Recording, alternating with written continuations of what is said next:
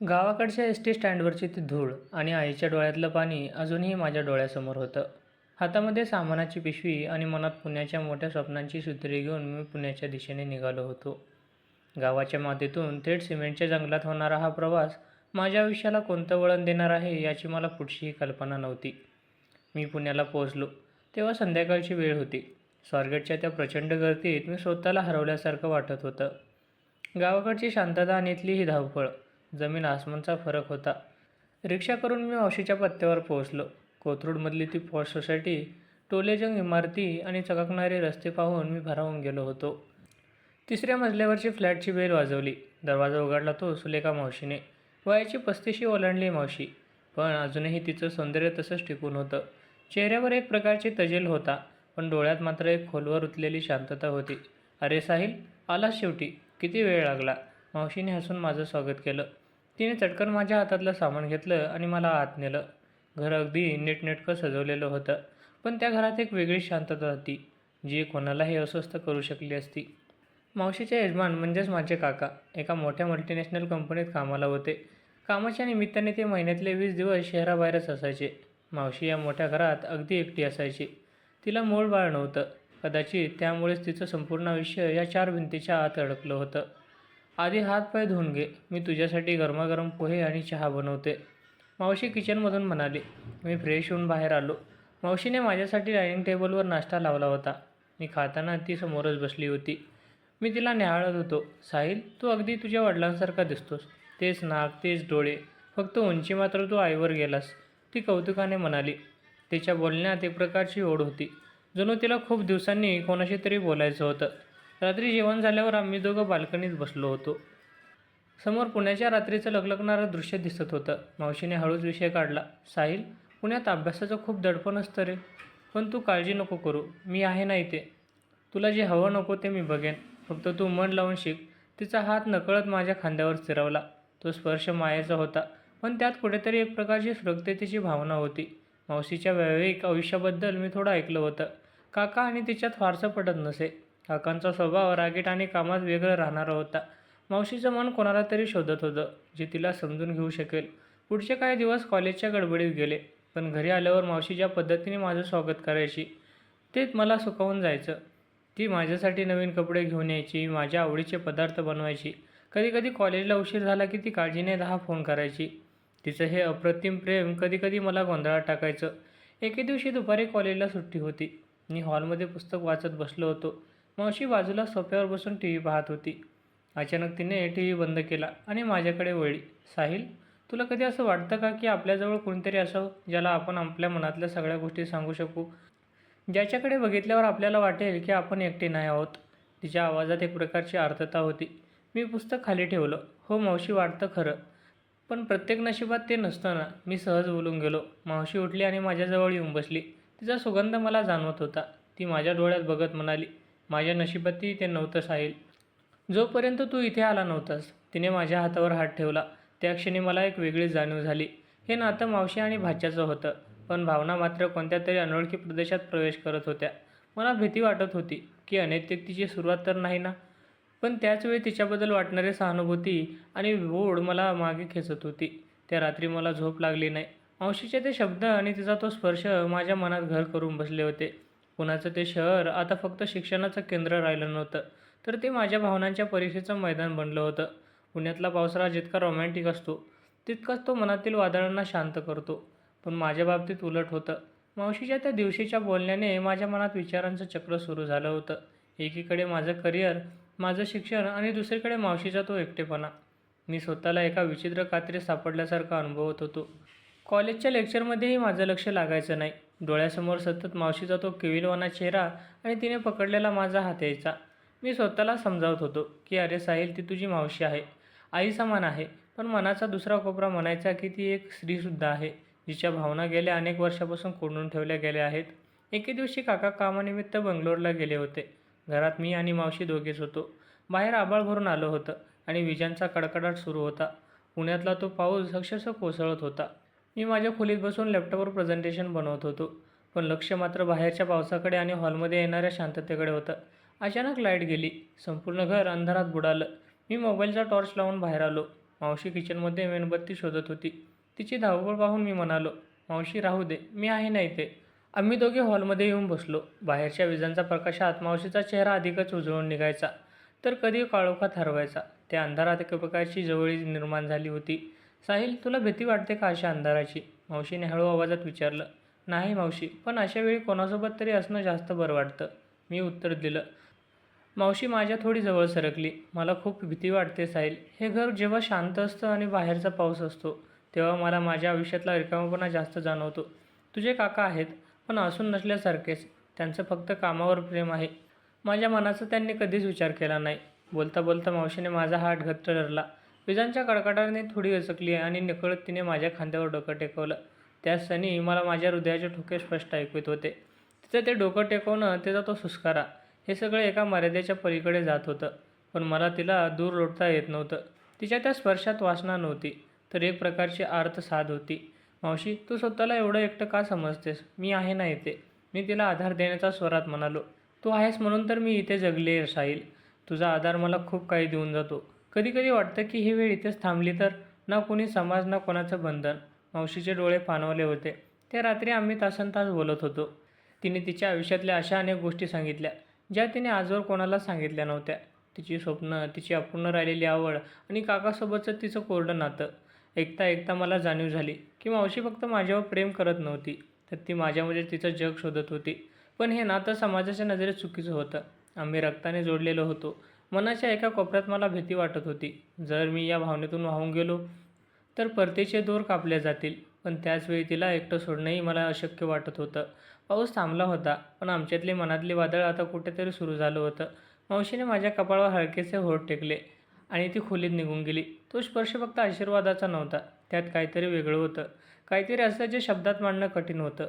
दुसऱ्या दिवशी सकाळी जेव्हा मी उठलो, तेव्हा मावशी नेहमीसारखीच वागत होती. पण तिच्या नजरेत आता एक वेगळीच चमक होती. जणू काहीतरी गुपित आमच्या दोघांमध्ये कायमचं साठवलं गेलं होतं. कॉलेजला जाताना तिने माझा डब्बा देताना हळूच माझ्या हाताला स्पर्श केला आणि स्मितहास्य केलं. मी विचारात पडलो, हे का आकर्षण आहे की प्रेम? ही नैतिकता आहे की अनैतिकतेच्या दिशेने पडलेलं पहिलं पाऊल? पुण्याचं हे शहर आता मला माझ्याच मनाच्या आरशात पाहण्यास भाग पाडत होतं. दिवसामागून दिवस जात होते आणि मावशीसोबतचं माझं नातं एका अशा वळणावर येऊन ठेपलं होतं, जिथे योग्य आणि अयोग्य यातील रेषा पुसट होत चालली होती.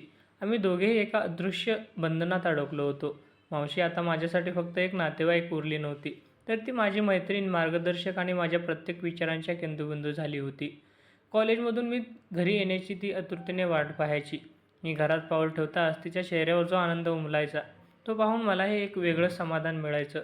आम्ही एकत्र स्वयंपाक करायचो, गाणे ऐकायचो आणि तासनतास गप्पा मारत बसायचो. पण या सहज वागण्यामागे एक प्रकारचं गुप्तपण होतं. आम्ही दोघेही समाजाच्या नजरेपासून वाचून आपल्या स्वतःच्या एका लहान जगात वावरत होतो. एके दिवशी दुपारी मावशीने तिचं जुनं फोटो अल्बम काढलं. तिच्या लग्नाचे फोटे पाहताना तिच्या चेहऱ्यावरचा भाव क्षणोक्षणी बदलत होते. साहिल, हे बघ, तेव्हा मी किती स्वप्न घेऊन या घरात आले होते. वाटलं होतं कोणीतरी असेल जो मला समजून घेईल. पण हळूहळू कसं सगळं कोरडं पडत गेलं. ती निश्वास टाकत म्हणाली. मी तिच्या जवळ बसलो. मावशी, भूतकाळ बदलता येत नाही, पण भविष्य तर आपल्या हातात असतं ना. तिने माझ्याकडे वळून पाहिलं. तिच्या डोळ्यात एक प्रकारची व्याकुळता होती. भविष्य? साहिल, माझं भविष्य तू आहेस. तुझ्यामुळेच मला पुन्हा एकदा जगण्याची इच्छा झाली आहे. तिने माझा हात धरला आणि आपल्या गालाला लावला. त्या क्षणी मला जाणीव झाली की हे नातं आता फक्त सहानुभूतीपुरतं उरलेलं नाही. मावशी माझ्यामध्ये तिचं ते हरवलेलं प्रेम शोधत होती, पण त्याचवेळी माझ्या मनात एक सुप्त भीती होती. आम्ही जे करत होतो ते नैतिकतेच्या चौकटीत बसणारं नव्हतं. समाज याला काय म्हणेल, आई-वडिलांना कळलं तर काय होईल, हे विचार मला रात्री झोपू देत नसत. पण जेव्हा मी मावशीच्या सहवासात असायचो, तेव्हा हे सगळे विचार कुठल्या कुठे पळून जायचे. अशातच एक दिवस अचानक काकांचा फोन आला. ते 2 दिवस आधीच पुण्यात परतणार होते. ही बातमी ऐकताच मावशीचा चेहरा एकदम उतरला. तिचा आनंद जणू क्षणात हिरावून घेतला गेला. घरातली ती मुक्त हवा आता पुन्हा एकदा जड होऊ लागली होती. काका घरी आले. त्यांचा स्वभाव कडक होता. त्यांनी माझ्याशी जुजबी चौकशी केली आणि ते आपल्या कामात मग्न झाले. काका आल्यामुळे मावशी आणि माझ्यातलं बोलणं कमी झालं होतं. आम्ही दोघेही आता एकमेकांपासून अंतर राखून होतो, पण नजरेने मात्र एकमेकांचा शोध घेत होतो. एके रात्री काका हॉलमध्ये काम करत होते आणि मी किचनमध्ये पाणी प्यायला गेलो. मावशी तिथे उभी होती. मला पाहताच ती जवळ आली आणि दबक्या आवाजात म्हणाली, साहिल, मला खूप गुदमरल्यासारखं होत आहे. काका आल्यापासून तू माझ्याशी धड बोललासुद्धा नाहीस. मावशी, काका घरात आहेत. आपल्याला जपून वागायला हवं.